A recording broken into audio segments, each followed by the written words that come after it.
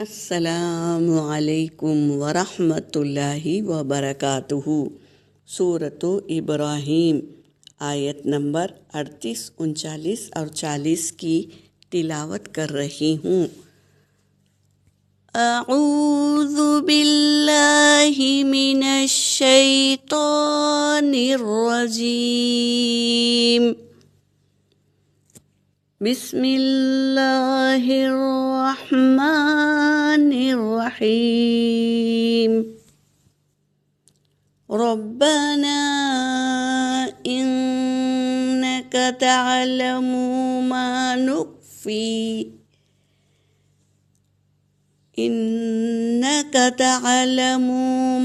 نخفی وما نعلن وما يخفى على الله من شيء في الأرض ولا في السماء، الحمد لله الذي وهب لي على الكبر إسماعيل وإسحاق،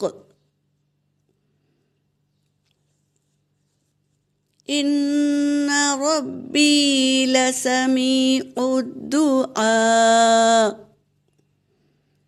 رب اجعلني مقيم الصلاة ومن ذريتي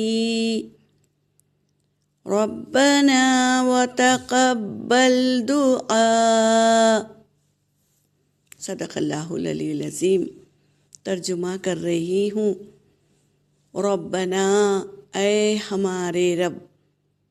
ابراہیم علیہ السلام اللہ سے دعا کر رہے ہیں، اے ہمارے رب، انکا، بے شک تو، تعلم، تو جانتا ہے، ما نخفی، جو چھپی ہوئی بات کو، وما نعلن، اور ظاہری چیز کو تو جانتا ہے، جو چھپی ہوئی ہے اور جو ظاہر ہے تو جانتا ہے، وما یخفی، اور نہیں چھپ سکتی، علی اللہ، اللہ پر، من شیء، کوئی چیز، فی الارض ولا فی السماء، یعنی زمین میں جو چیز ہے، آسمان میں جو چیز ہے، وہ چیز، کوئی چیز چھپ نہیں سکتی اللہ سے۔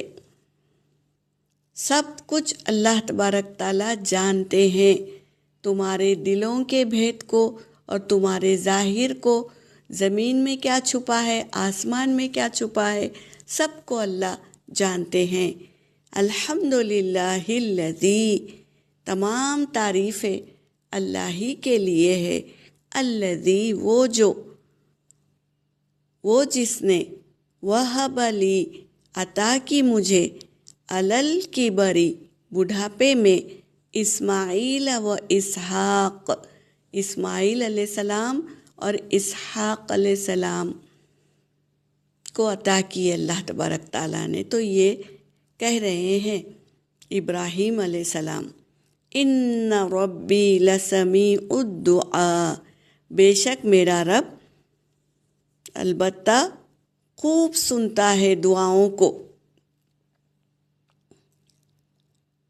اب دوسری دعا کر رہے ہیں، رب اجعلنی، اے میرے رب مجھے بنا دے، مقیم الصلاۃ، نماز قائم کرنے والوں میں سے، ومن ذریتی، اور میری اولاد کو بھی نماز قائم کرنے والا بنا دے۔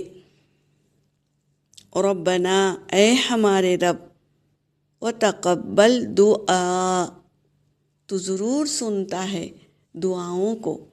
یہ کہہ رہے ہیں ابراہیم علیہ السلام۔ تو ہمیں بھی چاہیے اللہ سے مانگتے رہیں کہ ہماری چھپی اور ظاہر باتوں کو تو جاننے والا ہے، کوئی چیز تجھ سے چھپی نہیں ہے، ہماری کیا ضرورت ہے تو جانتا ہے، تو ہماری ضرورتوں کو پورا کرنے والا ہے، اور تو ہر چیز عطا کرتا ہے، بڑھاپے میں اولاد بھی تو ہی عطا کرتا ہے، بس مجھے نماز کا پابند بنا دے اور میری اولاد کو بھی بنا دے۔